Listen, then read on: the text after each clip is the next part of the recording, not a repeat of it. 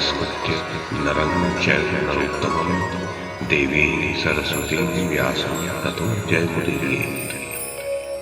ओम नमो भगवते वासुदेवाय। ओम नमः पितामहाय। ओम नमः प्रजापतिभ्यः। ओम नमः कृष्णद्वैपायनाय। ओम नमः सर्वविघ्नविनायकेभ्यः।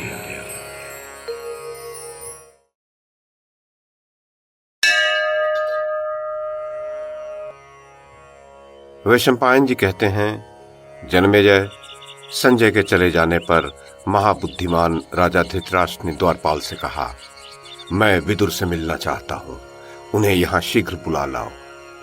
धृतराष्ट्र का भेजा हुआ वह दूत जाकर विदुर से बोला, महामते, हमारे स्वामी महाराज धृतराष्ट्र आपसे मिलना चाहते हैं। उसके ऐसा कहने पर विदुर जी राजभवन के पास जाकर बोले, द्वारपाल, धृतराष्ट्र को मेरे आने की सूचना दे दो। द्वारपाल ने जाकर कहा, महाराज, आपकी आज्ञा से विदुर जी यहाँ आ पहुंचे हैं। वे आपके चरणों का दर्शन करना चाहते हैं। मुझे आज्ञा दीजिए, उन्हें क्या कार्य बताया जाए। धृतराष्ट्र ने कहा, महाबुद्धिमान दूरदर्शी विदुर को यहाँ ले आओ। मुझे इस विदुर से मिलने में कभी भी अड़चन नहीं है। द्वारपाल विदुर के पास जाकर बोला, विदुर जी, आप बुद्धिमान महाराज धृतराष्ट्र के अंतःपुर में प्रवेश करिए।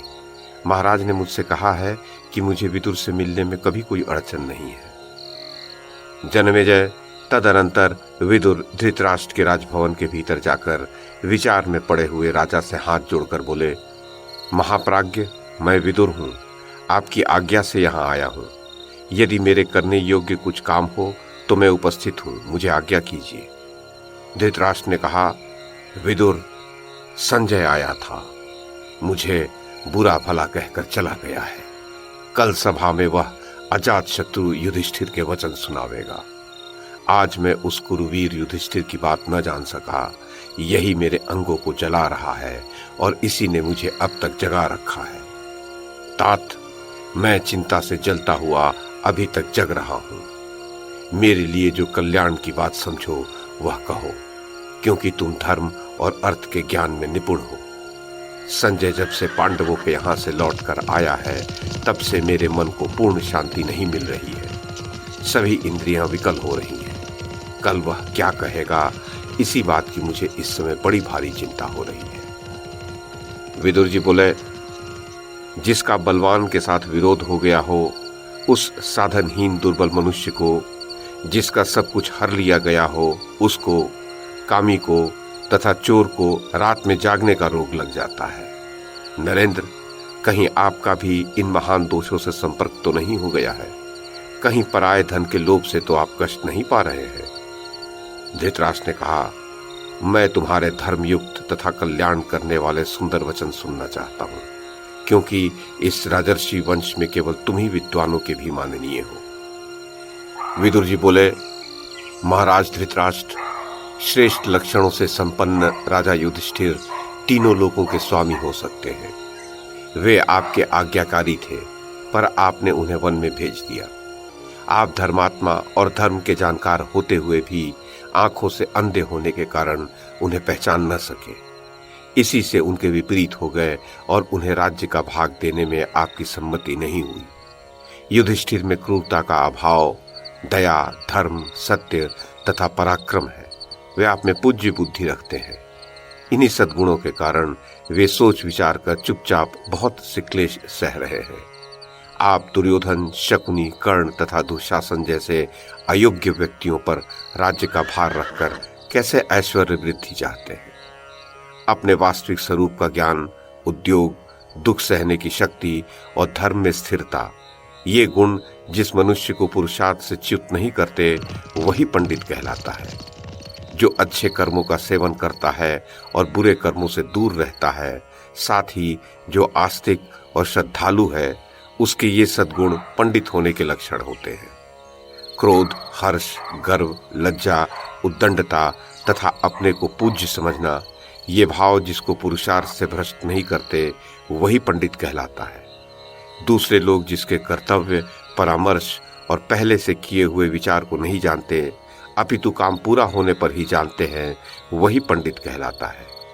शीत, ग्रीष्म, भय, अनुराग, संपत्ति अथवा दरिद्रता, ये जिसके कार्य में विघ्न नहीं डालते वही पंडित कहलाता है। जिसकी लौकिक बुद्धि धर्म और अर्थ का ही अनुसरण करती है और जो भोग को छोड़कर पुरुषार्थ का ही वर्ण करता है वही पंडित कहलाता है। विवेकपूर्ण बुद्धि वाले पुरुष शक्ति के अनुसार काम करने की इच्छा रखते हैं और करते भी हैं तथा किसी वस्तु को तुच्छ समझकर उसकी अवहेलना नहीं करते। किसी विषय को देर तक सुनना किंतु शीघ्र ही समझ लेना, समझकर कर्तव्य बुद्धि से पुरुषार्थ में प्रवृत्त होना, कामना से नहीं बिना पूछे दूसरे के विषय में व्यर्थ कोई बात नहीं कहना, ये पंडित का मुख्य लक्षण है। पंडितों की सी बुद्धि रखने वाले मनुष्य दुर्लभ वस्तु की कामना नहीं करते, खोई हुई वस्तु के विषय में शोक करना नहीं चाहते और विपत्ति में पड़कर घबराते नहीं। जो पहले निश्चय करके फिर कार्य का आरंभ करता है, कार्य के बीच में नहीं रुकता, समय को व्यर्थ नहीं जाने देता और चित्त को वश में रखता है, वही पंडित कहलाता है। भरत कुलभूषण, पंडित जन श्रेष्ठ कर्मों में रुचि रखते हैं, उन्नति के कार्य करते हैं तथा भलाई करने वालों में दोष नहीं निकालते। जो अपना आदर होने पर हर्ष के मारे फूल नहीं उठता, अनादर से संतप्त नहीं होता तथा गंगा जी के कुंड के समान जिसके चित्त को क्षोभ नहीं होता, वह पंडित कहलाता है। जो संपूर्ण भौतिक पदार्थों का यथार्थ ज्ञान रखने वाला होता है, सब कार्यों के करने का ढंग जानने वाला तथा मनुष्यों में सबसे बढ़कर उपाय का जानकार होता है, वह मनुष्य पंडित कहलाता है। जिसकी वाणी कहीं रुकती नहीं, जो विचित्र ढंग से वार्ता करता है, तर्क में निपुण और प्रतिभाशाली होता है और जो ग्रंथ के तात्पर्य को शीघ्र बता सकता है, वह पंडित कहलाता है। जिसकी विद्या बुद्धि का अनुसरण करती है और बुद्धि विद्या का तथा जो शिष्ट पुरुषों की मर्यादा का उल्लंघन नहीं करता, वही पंडित की पदवी पा सकता है। बिना पढ़े ही गर्व करने वाले, दरिद्र होकर भी बड़े बड़े मंसूबे बांधने वाले और बिना काम किए ही धन पाने की इच्छा रखने वाले मनुष्य को पंडित लोग मूर्ख कहते हैं। जो अपना कर्तव्य छोड़कर दूसरे के कर्तव्य का पालन करता है तथा मित्र के साथ असत आचरण करता है, वह मूर्ख कहलाता है। जो न चाहने वालों को चाहता है और चाहने वालों को त्याग देता है तथा जो अपने से बलवान के साथ वैर बांधता है, उसे मूढ़ विचार का मनुष्य कहते हैं। जो शत्रु को मित्र बनाता है और मित्र से द्वेष करते हुए उसे कष्ट पहुंचाता है तथा सदा बुरे कर्मों का आरंभ किया करता है, उसे मूढ़ चित्त वाला कहते हैं। भरत श्रेष्ठ, जो अपने कामों को व्यर्थ ही फैलाता है, सर्वत्र संदेह करता है तथा शीघ्र होने वाले काम में भी देर लगाता है, वह मूढ़ है। जो पितरों का श्राद्ध और देवताओं का पूजन नहीं करता तथा जिसे सुहृद मित्र नहीं मिलता, उसे मूढ़ चित्त वाला कहते हैं। मूढ़ चित्त वाला अधम मनुष्य बिना बुलाए ही भीतर चला आता है, बिना पूछे ही बहुत बोलता है तथा अविश्वसनीय मनुष्यों पर भी विश्वास करता है। अपना व्यवहार दोषयुक्त होते हुए भी जो दूसरे पर उसके दोष बताकर आक्षेप करता है तथा जो असमर्थ होते हुए भी व्यर्थ का क्रोध करता है, वह मनुष्य महामूर्ख होता है। जो अपने बल को न समझकर बिना काम किए ही धर्म और अर्थ से विरुद्ध तथा न पाने योग्य वस्तु की इच्छा करता है, वह पुरुष इस संसार में मूढ़ बुद्धि कहलाता है। राजन, जो अनधिकारी को उपदेश देता और शून्य की उपासना करता है तथा जो कृपण का आश्रय लेता है, उसे मूढ़ चित्त वाला कहते हैं। जो बहुत धन, विद्या तथा ऐश्वर्य को पाकर इठलाता नहीं, वो पंडित कहलाता है। जो अपने द्वारा भरण पोषण के योग्य व्यक्तियों को बांटे बिना अकेले ही उत्तम भोजन करता और अच्छा वस्त्र पहनता है, उससे बढ़कर क्रूर कौन होगा। मनुष्य अकेला पाप करता है और बहुत से लोग उससे आनंद मनाते हैं। आनंद मनाने वाले तो छूट जाते हैं, पर उसका कर्ता ही दोष का भागी हो जाता है। किसी धनुर्धर वीर के द्वारा छोड़ा हुआ बाण संभव है एक को भी मारे या न मारे, मगर बुद्धिमान द्वारा प्रयुक्त की हुई बुद्धि राजा समेत संपूर्ण राष्ट्र का विनाश कर सकती है। एक बुद्धि से 2 कर्तव्य अकर्तव्य का निश्चय करके, 4 साम दान भेद दंड से 3 शत्रु मित्र तथा उदासीन को वश में कीजिए। 5 इंद्रियों को जीतकर 6 संधि विग्रह यान आसन द्वैधी भाव और समाश्रय रूप गुणों को जानकर तथा 7 स्त्री द्युत मृगया, मद्य, कठोर वचन, दंड की कठोरता और अन्याय से धन का उपार्जन को छोड़कर सुखी हो जाइए।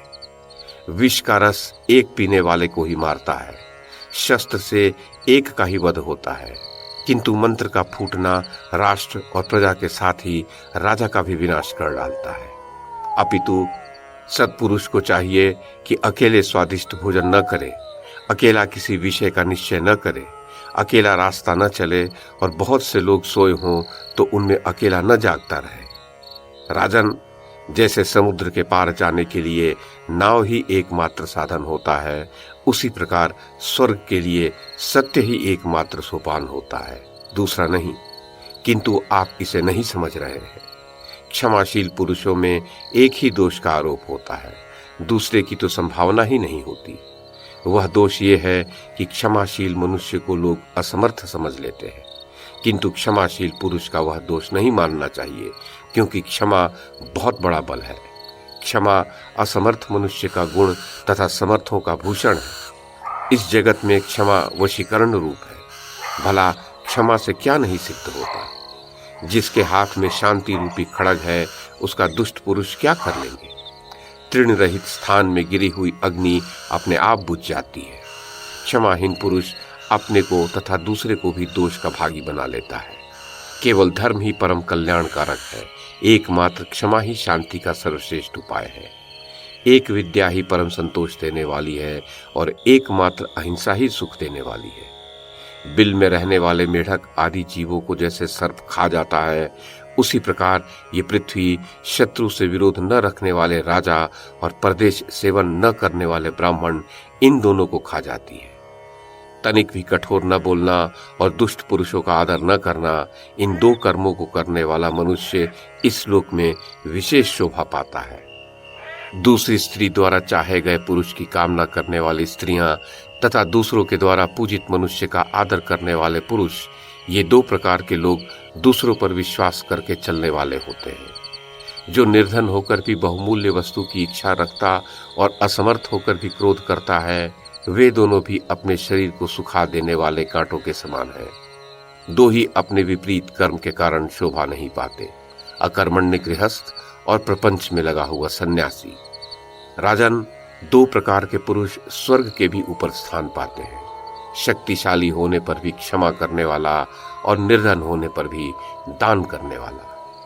न्यायपूर्वक उपार्जित किए हुए धन के दो ही दुरुपयोग समझने चाहिए, अपात्र को देना और सत्पात्र को नहीं देना।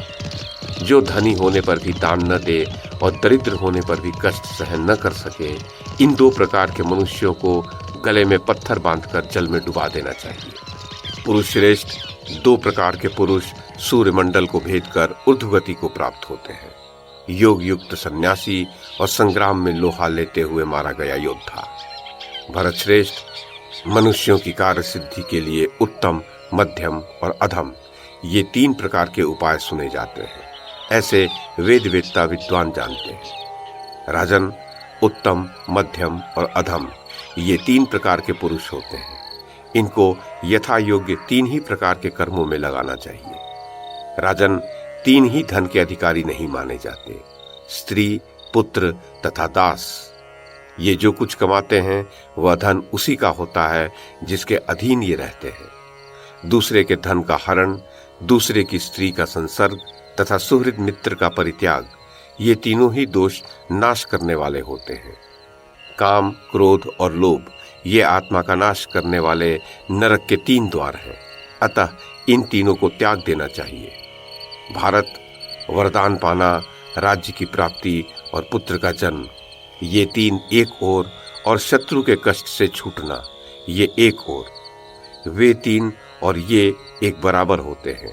भक्त, सेवक तथा मैं आपका ही हूँ, ऐसा कहने वाले इन तीन प्रकार के शरणागत मनुष्यों को संकट पड़ने पर भी नहीं छोड़ना चाहिए। थोड़ी बुद्धि वाले, दीर्घसूत्री, शीघ्रता करने वाले और स्तुति करने वाले लोगों के साथ गुप्त परामर्श नहीं करना चाहिए। ये चारों महाबली राजा के लिए त्यागने योग्य बताए गए हैं। विद्वान पुरुष ऐसे लोगों को पहचान ले। तात, गृहस्थ धर्म में स्थित लक्ष्मीवान आपके घर में चार प्रकार के मनुष्यों को सदा रहना चाहिए। अपने कुटुंब का वृद्ध, संकट में पड़ा हुआ उच्च कुल का मनुष्य, धनहीन मित्र और बिना संतान की बहन। महाराज, इंद्र के पूछने पर उनसे बृहस्पति जी ने जिन चारों को तत्काल फल देने वाला बताया था, उन्हें आप मुझसे सुनिए। देवताओं का संकल्प, बुद्धिमानों का प्रभाव, विद्वानों की नम्रता और पापियों का विनाश। 4 कर्म भय को दूर करने वाले होते हैं, किंतु वे ही यदि ठीक तरह से संपादित न हो तो भय प्रदान करते हैं। वे कर्म होते हैं आदर के साथ अग्निहोत्र, आदर पूर्वक मौन का पालन, आदर पूर्वक स्वाध्याय और आदर के साथ यज्ञ का अनुष्ठान। भरत श्रेष्ठ, पिता, माता, अग्नि, आत्मा और गुरु, मनुष्य को इन 5 अग्नियों की बड़े यत्न से सेवा करनी चाहिए। देवता, पितर, सन्यासी और अतिथि, इन 5 की पूजा करने वाला मनुष्य शुद्ध यश प्राप्त करता है। राजन, आप जहां जहां जाएंगे वहां वहां मित्र, शत्रु, उदासीन, आश्रय देने वाले तथा आश्रय पाने वाले, ये 5 आपके पीछे लगे रहेंगे। 5 ज्ञानेंद्रियों वाले पुरुष की यदि एक भी इंद्रिय छिद्र युक्त हो जाए तो उससे उसकी बुद्धि इस प्रकार बाहर निकल जाती है जैसे मशक के छिद्र से जल। उन्नति चाहने वाले पुरुषों को नींद, तंद्रा, भय, क्रोध, आलस्य तथा दीर्घ सूत्रता, इन 6 दुर्गुणों को त्याग देना चाहिए। उपदेश न देने वाले आचार्य, मंत्रोच्चारण न करने वाले होता, रक्षा करने में असमर्थ राजा, कटु वचन बोलने वाली स्त्री, ग्राम में रहने की इच्छा वाले ग्वाले तथा वन में रहने की इच्छा वाले नाई, इन 6 को उसी भांति छोड़ देना चाहिए जैसे समुद्र की सैर करने वाला मनुष्य फटी हुई नाव का परित्याग कर देता है। मनुष्य को कभी भी सत्य, दान, कर्मण्यता, अनसूया, क्षमा तथा धैर्य, इन 6 गुणों का परित्याग नहीं करना चाहिए। धन की आय, नित्य निरोग रहना, स्त्री का अनुकूल तथा प्रियवादिनी होना, पुत्र का आज्ञा के अंदर रहना तथा धन पैदा करने वाली विद्या का ज्ञान, ये 6 बातें इस मनुष्य लोक में सुखदायिनी होती हैं। मन में नित्य रहने वाले 6 शत्रु, काम, क्रोध, लोभ, मोह, मद तथा मात्सर्य को जो वश में कर लेता है, वह जितेंद्रिय पुरुष पापों से ही लिप्त नहीं होता। फिर उनसे उत्पन्न होने वाले अनर्थों की तो बात ही क्या है। निम्नांकित 6 प्रकार के मनुष्य 6 प्रकार के लोगों से अपनी जीविका चलाते हैं, 7वें की उपलब्धि नहीं होती। चोर असावधान पुरुष से, वैद्य रोगी से, मतवाली स्त्रियां कामियों से, पुरोहित यजमानों से, राजा झगड़ने वालों से तथा विद्वान पुरुष मूर्खों से अपनी जीविका चलाते हैं। क्षण भर भी देख रेख न करने से गौ, सेवा, खेती, स्त्री, विद्या तथा शूद्रों से मेल, ये 6 चीजें नष्ट हो जाती हैं। 6 सदा अपने पूर्व उपकारी का अनादर करते हैं। शिक्षा समाप्त हो जाने पर शिष्य आचार्य का, विवाहित बेटा माता का, काम वासना की शांति हो जाने पर मनुष्य स्त्री का, कृतकार्य पुरुष सहायक का, नदी की दुर्गम धारा पार कर लेने वाले पुरुष नाव का तथा रोगी पुरुष रोग छूटने के बाद वैद्य का तिरस्कार कर देते हैं। निरोग रहना, ऋणी न होना, परदेश में न रहना, अच्छे लोगों के साथ मेल होना, अपनी वृत्ति से जीविका चलाना और निडर होकर रहना। राजन, ये 6 मनुष्य लोक के सुख है। ईर्ष्या करने वाला, घृणा करने वाला, असंतोषी, क्रोधी, सदा शंकित रहने वाला और दूसरे के भाग्य पर जीवन निर्वाह करने वाला, ये 6 सदा दुखी रहते हैं। स्त्री विषयक आसक्ति, द्यूत, आखेट, मद्यपान, वचन की कठोरता, अत्यंत कठोर दंड देना और धन का दुरुपयोग करना, ये 7 दुखदायी दोष राजा को सदा त्याग देने चाहिए। इनसे दृढ़ मूल राजा भी प्रायः नष्ट हो जाते हैं। विनाश के मुख में पड़ने वाले मनुष्य के 8 पूर्व चिन्ह होते हैं। प्रथम तो वह ब्राह्मणों से द्वेष करता है, उसके उपरांत उनके विरोध का पात्र बनता है, ब्राह्मणों का धन हड़प लेता है, उनको मारना चाहता है, ब्राह्मणों की निंदा में आनंद मानता है, उनकी प्रशंसा सुनना नहीं चाहता, यज्ञ याग आदि में उनका स्मरण नहीं करता तथा कुछ मांगने पर उनमें दोष निकालने लगता है। इन सब दोषों को बुद्धिमान मनुष्य समझे और समझकर त्याग दे। भारत, मित्रों से समागम, अधिक धन की प्राप्ति, पुत्र का आलिंगन, मैथुन में प्रवृत्ति, समय पर प्रिय वचन बोलना, अपने वर्ग के लोगों में उन्नति, अभीष्ट वस्तु की प्राप्ति और जन समाज में सम्मान, ये 8 हर्ष के सार दिखाई देते हैं और यही अपने लौकिक सुख के भी साधन होते हैं। बुद्धि, कुलीनता, इंद्रिय निग्रह, शास्त्र ज्ञान, पराक्रम, अधिक न बोलना, शक्ति के अनुसार दान और कृतज्ञता, ये 8 गुण पुरुष की ख्याति बढ़ा देते हैं। जो विद्वान पुरुष आंख, कान आदि 9 द्वार वाले, 3 वात, पित्त तथा कफ रूपी खंभों वाले, 5 ज्ञानेंद्रिय रूपी साक्षी वाले आत्मा के निवास स्थान इस शरीर रूपी गृह को जानता है, वह बहुत बड़ा ज्ञानी होता है। महाराज धृतराष्ट्र, 10 प्रकार के लोग धर्म को नहीं जानते। उनके नाम सुनिए। नशे में मतवाला, असावधान, पागल, थका हुआ, क्रोधी, भूखा, शीघ्रता करने वाला, लोभी, भयभीत और कामी, ये 10 हैं। अतः इन सब लोगों से विद्वान पुरुष आसक्ति न बढ़ावे। इसी विषय में असुरों के राजा प्रहलाद ने सुधन्वा के साथ अपने पुत्र के प्रति कुछ उपदेश किया था। नीतिज्ञ लोग उस पुराने इतिहास का उदाहरण देते हैं। जो राजा काम और क्रोध का त्याग करता है और सुपात्र को धन देता है, विशेषज्ञ है, शास्त्रों का ज्ञाता और कर्तव्य को शीघ्र पूरा करने वाला है, उसे सब लोग प्रमाण मानते हैं। जो मनुष्यों में विश्वास उत्पन्न करना जानता है, जिनका अपराध प्रमाणित हो गया है, उन्हीं को दंड देता है। जो दंड देने की न्यूनाधिक मात्रा तथा क्षमा का उपयोग जानता है, उस राजा की सेवा में संपूर्ण संपत्ति चली आती है। जो किसी दुर्बल का अपमान नहीं करता, सदा सावधान रहकर शत्रु के साथ बुद्धिपूर्वक व्यवहार करता है, बलवानों के साथ युद्ध पसंद नहीं करता तथा समय आने पर पराक्रम दिखाता है, वही धीर होता है। जो धुरंधर महापुरुष आपत्ति पड़ने पर कभी दुखी नहीं होता, अपितु सावधानी के साथ उद्योग का आश्रय लेता है तथा समय पर दुख सहता है, उसके शत्रु तो पराजित ही हैं। जो निरर्थक विदेशवास, पापियों से मेल, पर स्त्री गमन, पाखंड, चोरी, चुगलखोरी तथा मदिरापान नहीं करता, वह सदा सुखी रहता है। जो क्रोध या उतावली के साथ धर्म, अर्थ तथा काम का आरंभ नहीं करता, पूछने पर यथार्थ बात ही बतलाता है, मित्र के लिए झगड़ा पसंद नहीं करता, आदर न पाने पर क्रुद्ध नहीं होता, विवेक नहीं खो बैठता, दूसरों के दोष नहीं देखता, सब पर दया करता है, दुर्बल होते हुए किसी की जमानत नहीं देता, बढ़कर नहीं बोलता और विवाद को सह लेता है, ऐसा मनुष्य सब जगह प्रशंसा पाता है। जो कभी उद्दंड का सावेश नहीं बनाता, दूसरों के सामने अपने पराक्रम की भी डींग नहीं हाँकता, क्रोध से व्याकुल होने पर भी कटु वचन नहीं बोलता, उस मनुष्य को लोग सदा ही प्रिय बना लेते हैं।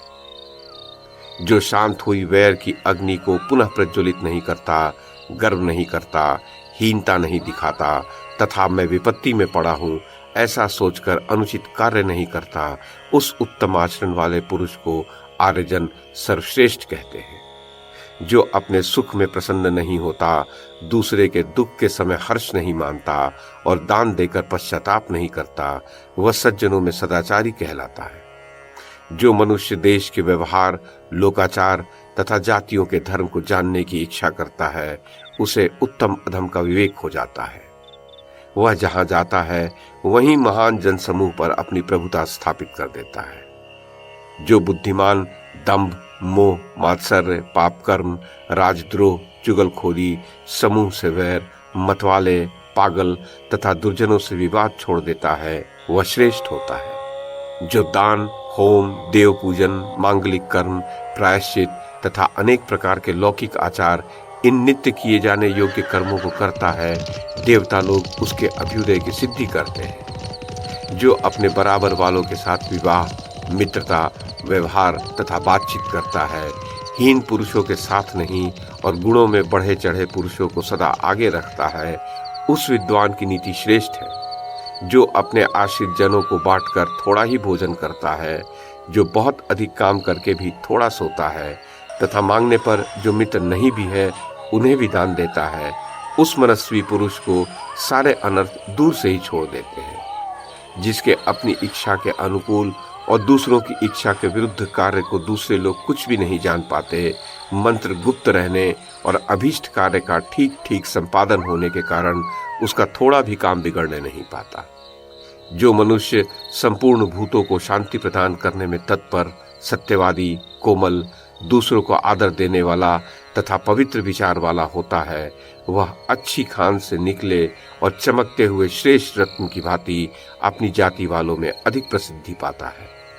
जो स्वयं ही अधिक लज्जाशील है, वह सब लोगों में श्रेष्ठ समझा जाता है। वह अपने अनंत तेज, शुद्ध हृदय एवं एकाग्रता से युक्त होने के कारण कांति में सूर्य के समान शोभा पाता है। अंबिकानंदन, शाप से दग्ध राजा पांडु के जो 5 पुत्र वन में उत्पन्न हुए, वे 5 इंद्र के समान शक्तिशाली हैं। उन्हें आप ही ने बचपन में पाला था और शिक्षा दी थी। वे भी सदा आपकी आज्ञा का पालन करते रहे और करते रहते हैं। तात, उन्हें उनका न्यायोचित राज्य भाग देकर आप अपने पुत्रों के साथ आनंद भोगिए।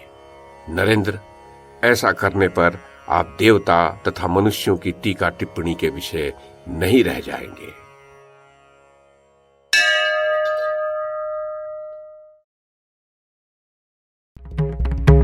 YouTube के माध्यम से महाभारत की कथा को एक श्रृंखला के रूप में प्रस्तुत करने का हमारा ये प्रयास यदि आपको सराहनीय लगा हो तो कृपया इस कड़ी को लाइक और शेयर करें, चैनल को सब्सक्राइब करें और बेल आइकन को दबाएं। साथ में अन्य लोगों को भी देखने के लिए प्रेरित करें। धन्यवाद और नमस्कार।